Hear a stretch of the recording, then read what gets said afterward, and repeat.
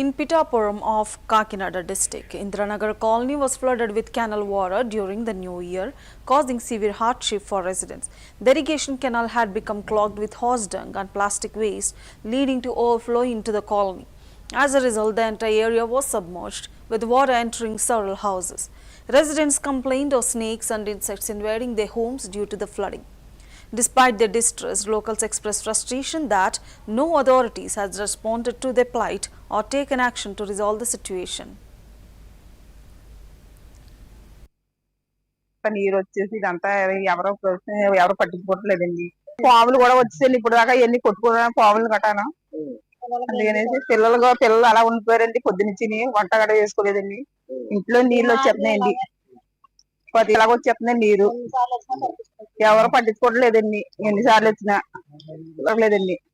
పవన్ కళ్యాణ్ గారు వచ్చినా కూడా నాకు న్యాయం జరగలేదండి. ఇళ్ళలోకి ఎందుకు రండి, ఇళ్ళని పారేస్తుంది ఇలా చూడండి. చెప్తున్నాం కదండి, ఇళ్ళలో నీరు వారుకొచ్చేస్తుందండి. ఇలా చూసారండి అయ్యో పక్క నుంచి అంతా నీరేండి, అంతా నీరేండి, ఇళ్ళలోంచి వచ్చేస్తుందండి. ఇవన్నీ మునిగిపోయండి. ఇలా ఎప్పుడు నీరు వచ్చినా ఇలాగే ఉన్నారండి అందరూ కలిపి. ఎవరు కూడా వచ్చి సాయం చేసుకోలేరు, నేను చేసుకోలేరండి.